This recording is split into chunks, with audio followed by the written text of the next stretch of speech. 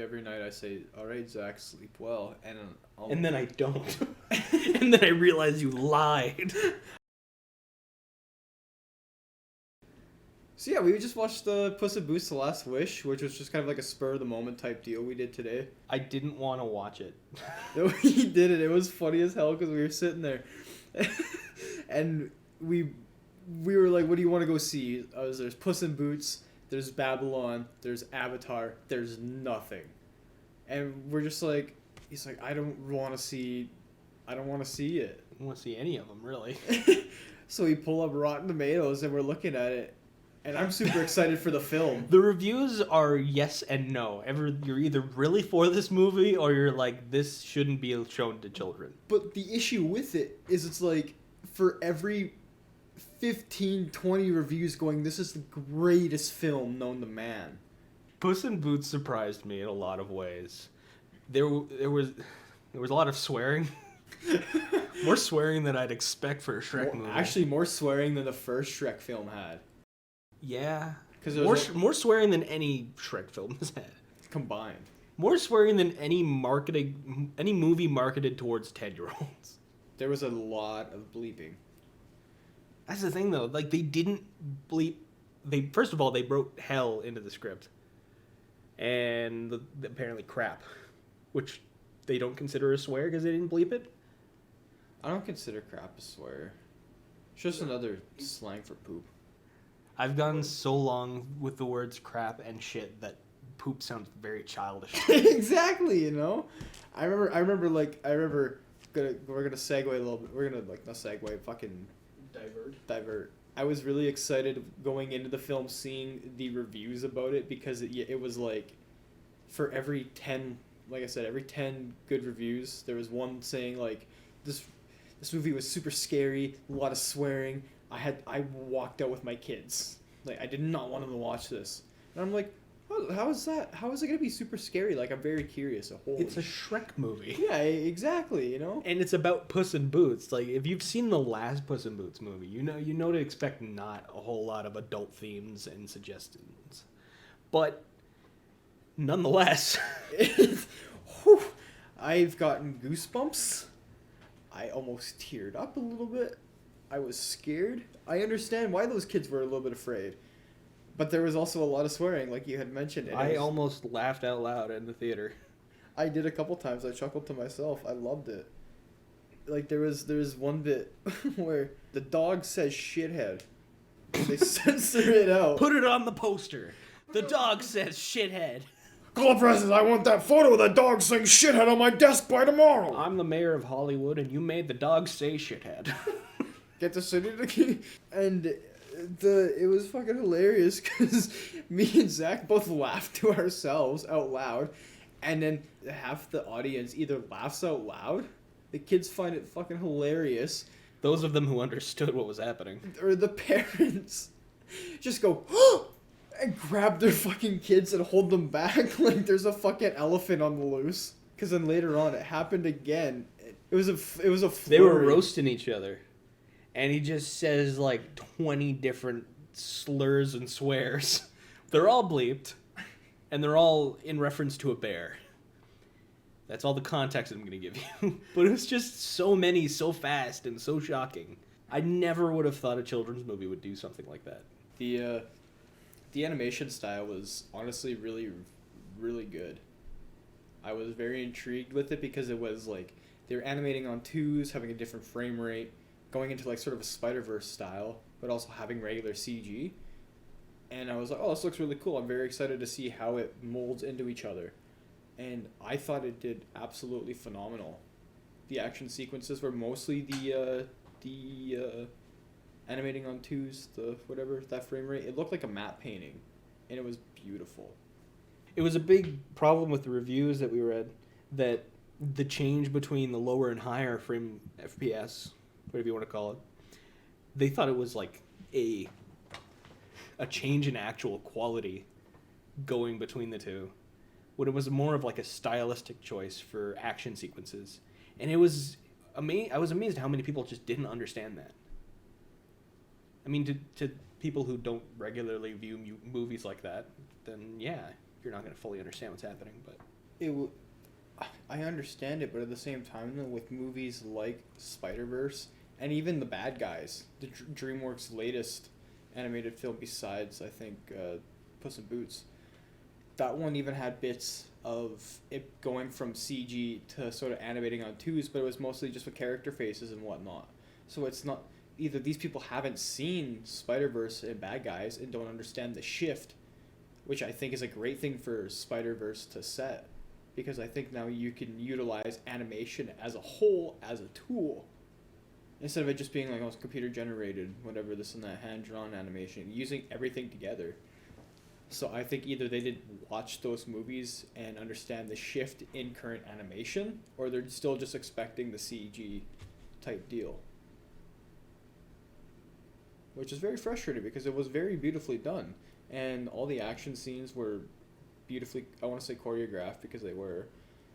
There was a very nice change of pace, considering how CG films usually are with their action sequences. It was nice to see you get a couple shots, even when it wasn't an action sequence, when something was about to go down, it would change, and you got anticipation and excited for the moment that was about to happen. And I thought it was a very nice way of kind of leading into it, and a little bit of just insequential foreshadowing. talk about the wolf. The wolf. Let's talk about the wolf. The wolf in sheep's clothing. The Wolf of Wall Street. The wolf mother. Anybody who knows their SHREK lore, which if you don't know your SHREK lore, why are you watching this video? Get out. Watch your SHREK lore, come back to this video at this exact point, because we're going to talk about everything that you just learned. This is the test.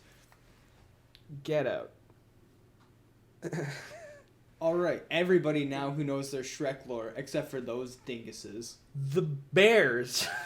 The fucking three bears from Goldilocks and the three bears. The titular characters are in this movie. The mother is alive. She's doing for like we said, for those who watch SHREK, you will recall that the three bears were prominent, and as they were captured by Farquaad's men, and the mother was turned into a rug. And yet here they are, in what is clearly taking place after that, because at the very end of the film, Puss in Boots goes back to Far, Far Away to meet some quote-unquote old friends, so it has to take place after, so either it's a different set of three bears, or it's the same one and they just don't care. On top of that, the wolf, who, as I understand, is supposed to be the big bad wolf from Three Pigs, Red Riding Hood, is not the same wolf as seen in SHREK 1 and 2 and possibly 3 or 4 or whatever, that the cross-dresser, who doesn't eat the pigs, you know, there'll be a picture of it, because I feel like that sounds weird out of context. But he's there too, in the Puss in Boots, but this, what? You take over. Okay, I'm very flustered about this. So the discussion we had on the bus ride was, if that's the situation and the big bad wolf is in this, does that mean that this is the big bad wolf who huffed and puffed and blew the house down? And if so, does that mean that the other wolf is actually Red Riding Hood, the one who pretended to be the grandmother? But then why would the pigs be there? Well, here's what I'm thinking. If that's two different wolves, clearly the wolf is just enjoying cross-dressing and no harm against them. All the respect to the mans. To thems. Fuck. It's like, he doesn't care about the pigs because he's not the one who huffed and puffed and blew his house down. Unless it was confirmed. But the pigs are scared of him because he's a wolf. And so that's very unclear. It's not specifically stated, so your mind immediately connects the two characters who are in the same story together, and that's the pigs and the wolf. Exactly. So it's like, I think that's the only way it would make sense, but they don't actually clarify it. And he's also not actually a wolf. He is death incarnate. Not incarnate. He's death straight up. You you like that line, don't you? I hate that line. No. Then stop saying it. You've said it like 10 times between No, the because theater that's what years. he says. Yes, and you keep repeating it. I wish he would have said, I am death incarnate. But he is death. Fear not, Literally. child. There was a myriad of magical items used that, what's his name? John Howard? John Howard? What was his fucking name? Big John Horner sat in the corner. Oh, okay. Stuck his thumb in a plum pie. John Horner, whose thumbs have been in various pies, literally. He collects magical items. He kills a woman. He straight up murders, like, he's got, like, the biggest body count in the film. He's not a complex character, he's just evil. He's just John Mulaney, because, like, he's, like, they straight up have a bit where, like, Jiminy Cricket shows up, he's like, I'm your conscience. I like the Cricket's character. He's just, like, a witness to this destruction that he can do nothing to change because at the very core, this man is a bad person.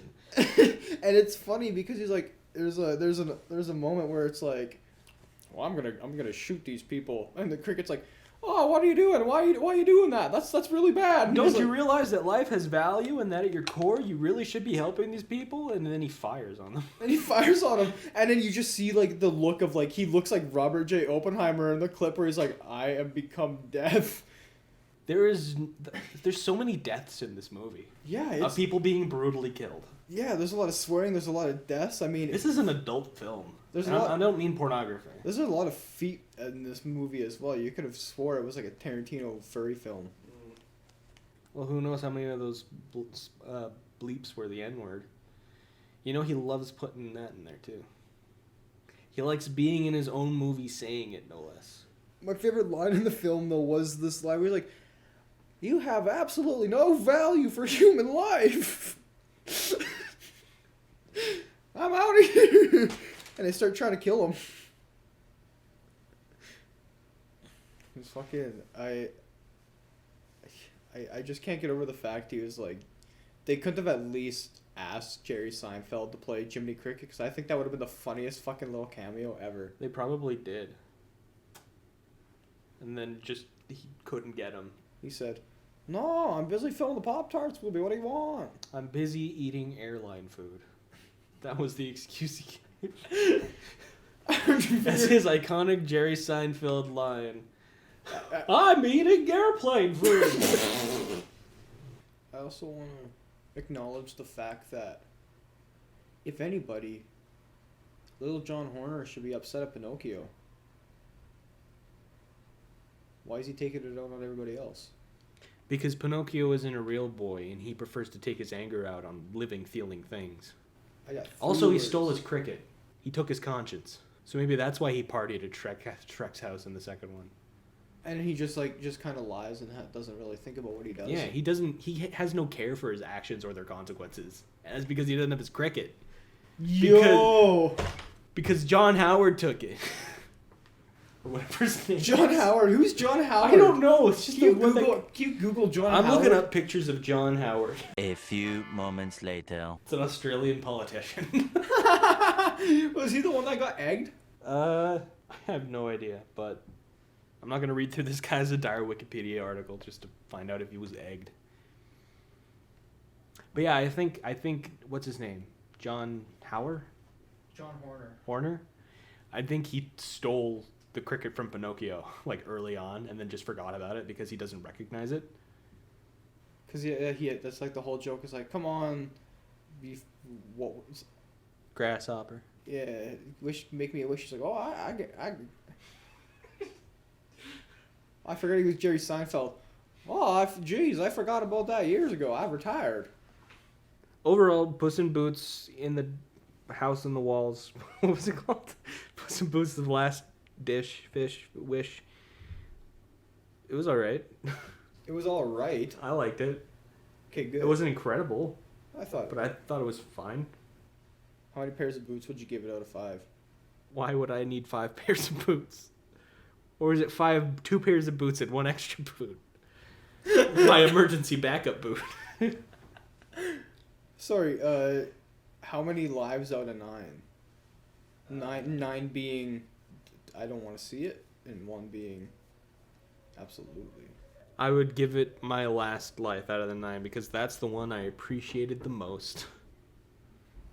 Aw, I see you learned a lesson from our viewing of Puss in Boots: The Last Wish. I'm so glad. I'm so glad we. I'm so grass. I'm so grass. I'm so glad that my little Zachy has learned a lesson from our viewing today. Makes me so happy to see that DreamWorks can still inspire young children and our future generations. And let's not forget the lesson. Taxes are theft.